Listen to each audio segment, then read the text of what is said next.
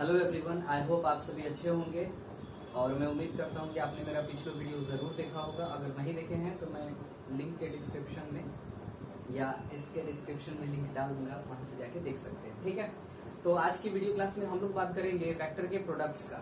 तो जहां तक बात किया जाए प्रोडक्ट का, तो जैसे जनरल सा मेथड है, कभी भी हम लोग जब प्रोडक्ट लिखते हैं, जैसे कभी कभी आप देखेंगे ऐसे लिखते हैं a इंटू 5 इंटू 4।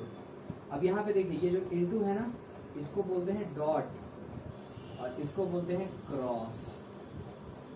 तो जब हम लोग थोड़ा सा बड़े हो जाते हैं ना, जैसे हम लोग 11th क्लास में आ गए हैं, तो यहाँ पे इन दोनों का मतलब समझने का मौका मिलता है। तो प्रोडक्ट आपके दो टाइप के होते हैं, एक होता है डॉट और एक होता है वेक्टर प्रोडक्ट, यानी क्रॉस और डॉट। इन्हीं दोनों चीजों को हम यहाँ देखेंगे।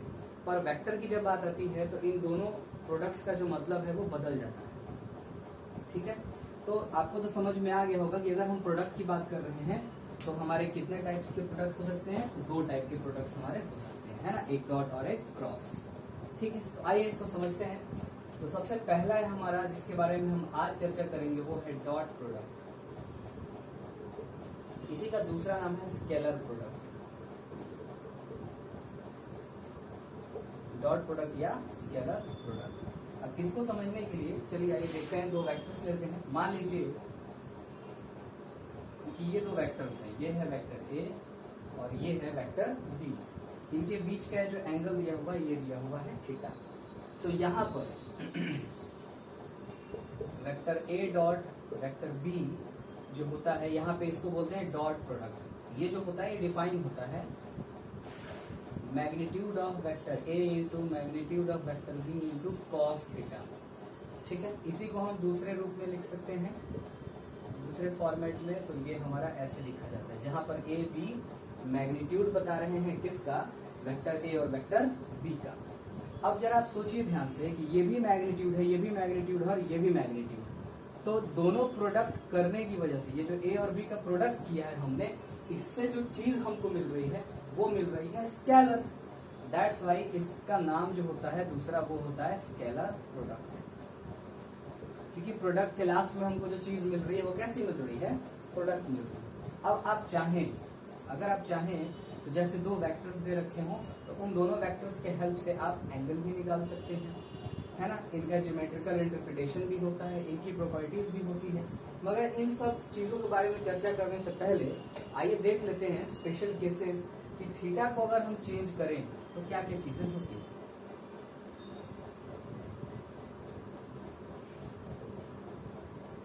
ठीक है, ये तो डेफिनेशन हो गया इसका। अब अगर मान लीजिए सबसे पहला हम लेते हैं कि थीटा की वैल्यू 0 डिग्री हो जाए, तो vector A dot vector B is equal to होगा ए बी कॉस 0 डिग्री, यानी कि ए बी। ये इसका मैक्सिमम वैल्यू है। ठीक, ऐसे ही अगर हम थीटा की वैल्यू ले लें 180 डिग्री, तो A vector dot B vector is equal to होगा ए बी कॉस 180 डिग्री, जिसकी वैल्यू होती है -80। तो ये निगेटिव में मैक्सिमम हो गया। अब अगर मैं कहूँ कि थीटा की वैल्यू मैं ले लूँ 90, तो क्या आएगा? Vector A dot vector B is equal to vector A B cos 90 की वैल्यू कितनी होती है बच्चों? 0। तो ये इसकी मिनिमम वैल्यू होती है। ठीक है, तो यहाँ पे हमने क्या देखा कि ए डॉट बी ऐसे डिफाइन होता है और एंगल्स के अकॉर्डिंग ये ऐसे चेंज होता है।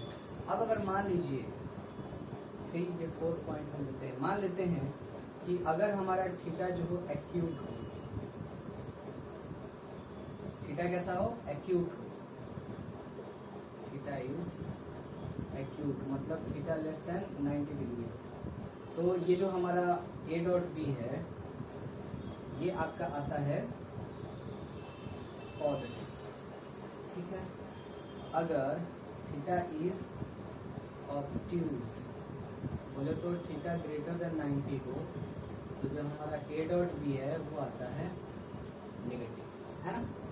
चलिए यहाँ तक नोट कर लीजिए फटाफट। इसके बाद जो हम बात करेंगे उसमें हम बात करेंगे, अब यहाँ पे जैसे थीटा निकालने को आपको आ जाए तो आप कैसे निकाल सकते हैं? देख लीजिए, कॉस थीटा को अलग कर लीजिए, तो यहाँ हो जाएगा A vector dot B vector upon magnitude of A magnitude of B.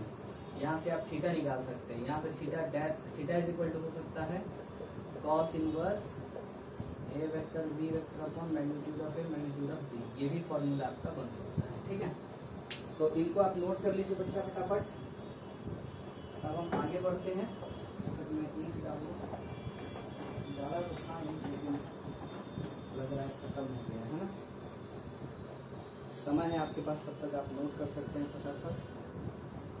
इसके बाद बच्चों जो हम बात करेंगे उसमें हम लोग चर्चा करेंगे डॉट प्रोडक्ट। जैसे मान लीजिए आई जे के फॉर्मेट में हमको दे रखा हो तो हम कैसे निकाल सकते हैं, है ना। आइए आगे बढ़ते हैं। आई होप आपके यहाँ समझ में आया आपका। चलिए, तो यहाँ तक तो बात थी हमारी इसकी। अब बेस वेक्टर का डॉट प्रोडक्ट कैसे निकालते हैं, ये हमारे लिए बहुत जरूरी है। Dot product of base vector या unit vectors. Base unit vectors, ठीक है। अब देखिए बेस यूनिट वेक्टर्स को हम लोग अगर एक्सिस से दिखाना चाहें तो ये एक्स, ये वाई और ये जेड। इस तरफ आपको मिलेगा आई कैप, इस तरफ मिलेगा आपको जे कैप और इस तरफ मिलेगा आपको के कैप। इनके बीच का एंगल 90, इनके बीच का एंगल 90, इनके बीच का एंगल 90। तीनों एक्सिसेस 90 डिग्री के एंगल पे होते हैं। मान लीजिए आपको दिया जाए vector A is equal to A X I cap plus A Y J cap plus A Z K cap.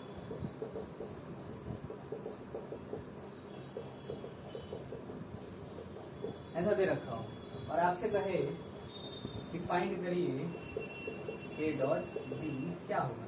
तो सबसे पहले आइए सीख लेते हैं कि आखिर इनका डॉट क्या होता है, क्योंकि जब आप प्रोडक्ट लेंगे तो इनका आएगा, साथ में आई डॉट आई का भी आएगा, है ना। आइए पहले सीख लेते हैं कि क्या होता है। तो यहाँ पे देखिए, अगर हम आई डॉट आई ले रहे हैं तो आई और आई की तरफ, तो आई का मैग्नीट्यूड 1 होता है, ऐसे लिखेंगे ना, magnitude of I into magnitude of I into cos 0 degree, क्योंकि दोनों एक ही तरफ है तो इसकी वैल्यू हो जाएगी 1।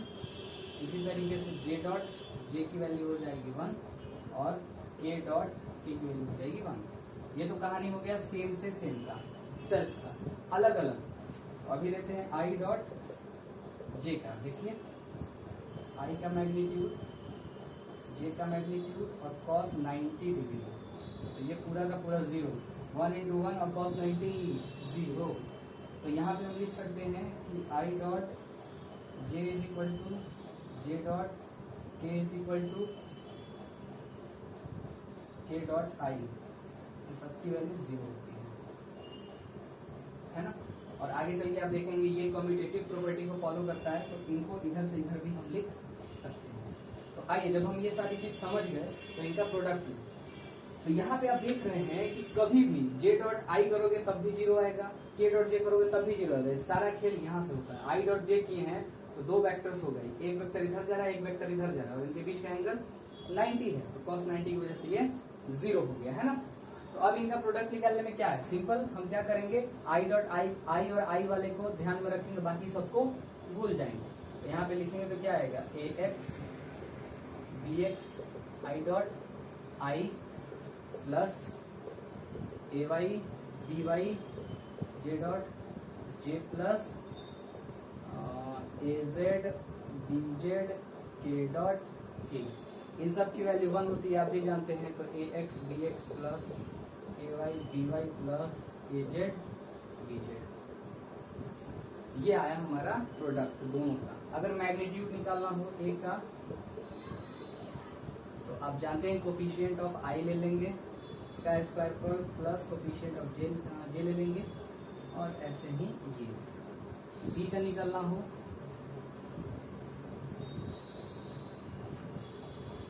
ये सब चीज आप लोग पहले से जानते हैं, इसलिए इसमें ज्यादा समझने वाली बात नहीं है। तो अब देखिए आपको ये मिल गया, ये मिल गया और ये प्रोडक्ट मिल गया, तो कॉस थीटा तो आसानी से निकाल सकते हैं, कि नहीं। तो ये कुछ हमारे काम की चीजें थी। इनका यूज कहाँ होता है, यूज ऑफ डॉट प्रोडक्ट कहाँ हमको देखने को मिलेगा? तो 9th क्लास में आपने पढ़ा होगा work done is equal to F S cos theta. जहां तक मुझे याद है, आपको ये याद होना चाहिए। इसी को बेटा हम ऐसे लिख सकते हैं F vector dot S vector, क्योंकि एफ फोर्स होता है, एस डिस्प्लेसमेंट होता है। तो ये देखो डॉट प्रोडक्ट का ये जाता है। ऐसे ही बहुत सारे एग्जांपल है डॉट प्रोडक्ट के। जैसे जैसे हम लोग आगे पढ़ते जाएंगे वैसे वैसे हमको डॉट प्रोडक्ट का एग्जांपल मिलते जाएगा। मैंने बस महज एक आपको समझाने के लिए डॉट प्रोडक्ट का एग्जांपल दिया। तो कभी कभी आपको फोर्स दे देता है और कहता है कि वर्क डन निकालो, ये दे देगा ऐसे एफ एक्स आई प्लस एफ वाई जे plus F Z K cap, S दे देगा एस एक्स आई प्लस एस वाई जे plus S Z K cap. तो आपको सिंपली इनका डॉट प्रोडक्ट निकाल देना है तो आपको वर्क डन मिल जाएगा। ठीक है, ये कुछ हमारे एग्जाम्पल्स थे जिनमें हमने देखा डॉट प्रोडक्ट कैसे यूनिट वेक्टर से निकाला जाता है, कैसे आई जे के फॉर्मेट में अगर दिया हुआ हो दो वेक्टर्स तो उनका डॉट प्रोडक्ट हम कैसे निकालते हैं। मैं समझता हूं कि आपको इसको नोट कर लेना चाहिए। कुछ समय मैं आपको देता हूं और इसके बाद हम लोग आगे बढ़ते हैं। आइए आगे चलेंगे। तो आगे अब हम लोग प्रॉपर्टीज पे बात करेंगे कि प्रॉपर्टीज क्या होती हैं डॉट प्रोडक्ट। देखिए इसमें मैं कोशिश कर रहा हूँ जितनी भी इसकी चीजें हैं कवर हो जाए। कवर हो जाती है तो ठीक है, नहीं तो फिर हम नेक्स्ट वीडियो को लेके आएंगे जिसमें उसको कवर करेंगे। मीनवाइल तब तक आपको इस वीडियो में कुछ भी अच्छा लगता है प्लीज आप लाइक शेयर एंड सब्सक्राइब करें हमारे चैनल को और हमारे वीडियोस को शेयर करें ताकि और लोगों का भी भला हो सके। Properties of dot product.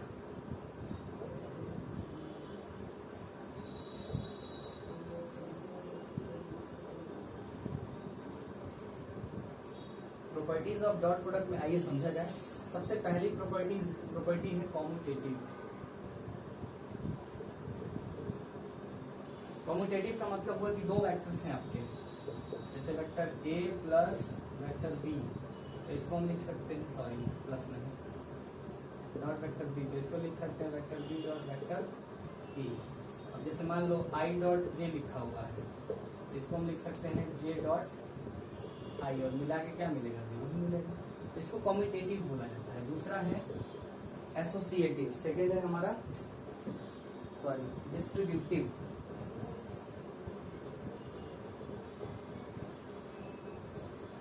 Distributive में देख लीजिए क्या है, vector A dot B plus C, इसको ऐसे लिख सकते हैं vector A dot vector B plus vector A dot vector C. ये हमारा डिस्ट्रीब्यूटिव प्रॉपर्टी हुआ। नेक्स्ट है हमारा dot product of self vector. जैसे मान लीजिए कोई वेक्टर ए है और इसका डॉट हम ए ही वेक्टर से ले रहे हैं, तो इससे हमको क्या मिलेगा? तो देखिए ए का मैग्नीट्यूड इंटू ए का मैग्नीट्यूड इंटू कॉस, दोनों वेक्टर्स के बीच का जो एंगल होगा वो 0 डिग्री होगा। तो फाइनल आंसर हमको मिलेगा ए स्क्वायर। यहाँ पर कोई डाउट आपको? आई होप आपको चीजें समझ में आ रही होंगी। ठीक है, कभी कभी if two vectors are perpendicular, then अगर दो वेक्टर परपेंडिकुलर है तो हम लोग क्या कर सकते हैं? तो हमारे पास ए वेक्टर और B vector is equal to 0। अगर हम ये दिखा दें तभी जाकर के vector A and vector A perpendicular to vector B होगा, because cos 90 is equal to 0 होता है बच्चा। चलिए यहां तक नोट कर लीजिए। कोई भी दिक्कत आती है तो आप कमेंट में पूछ सकते हैं। ठीक है, इसके बाद हम लोग चर्चा करेंगे ज्योमेट्रिकल इंटरप्रिटेशन का। ज्योमेट्रिकल इंटरप्रिटेशन बहुत ही जरूरी है। आइए बात कर लेते हैं ज्योमेट्रिकल इंटरप्रिटेशन का। ठीक है, क्या बताता है ज्योमेट्रिकल इंटरप्रिटेशन? शायद ये आपका हो गया होगा। बहुत इंपॉर्टेंट है ज्योमेट्रिकल इंटरप्रिटेशन, क्योंकि फिजिक्स में काम करता है, मैथ्स में भी आता है ये, जब हम लोग 12th में पढ़ेंगे ना वेक्टर अलजेब्रा का। आइए बात करते हैं ज्योमेट्रिकल इंटरप्रिटेशन का, या ज्योमेट्रिकल मीनिंग क्या होता है इसका।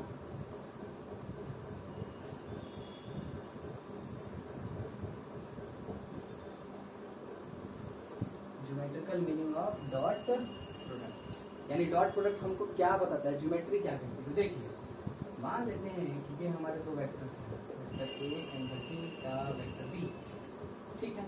अब अगर हम देखें जैसे मैंने आपको सिखाया था रेजोल्यूशन में कैसे ए का कंपोनेंट बी की तरफ लिया जाता था, तो सिंपली जिससे एंगल बनाता था उधर कॉस ला देते थे, यस और नो। तो अगर मैं आपसे पूछूं component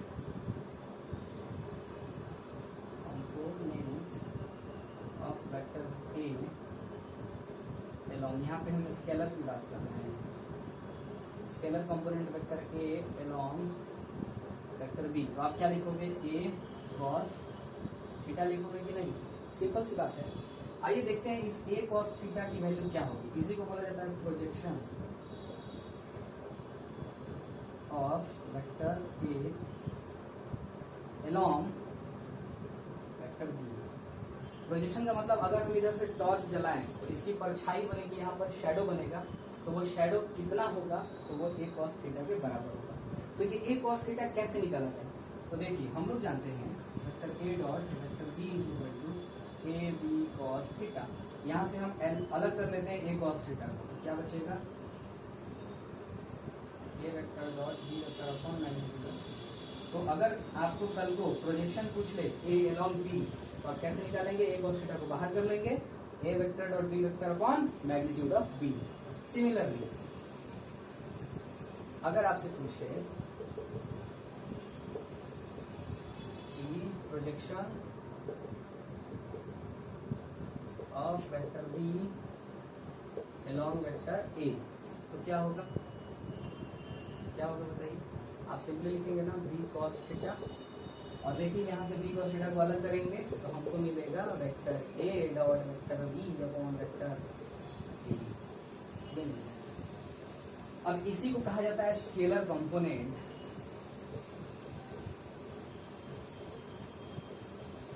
of vector B along vector A. एक आता है वेक्टर कंपोनेंट, तो आइए उसको भी समझ लेते हैं। इसके क्वेश्चन पूछा है नीट में कई दफा। Vector component of vector A along vector B. अब यहाँ पे ध्यान रहे, हमने स्केलर कंपोनेंट तो निकाल लिया है, ये देखो। अब इस स्केलर को वेक्टर बनाने के लिए इसका डायरेक्शन किधर होगा, तो पूछो किधर होगा, एलोंग बी कह रहा है, तो बी का यूनिट वेक्टर से मल्टीप्लाई करोगे तो बात बन जाएगी हमारी।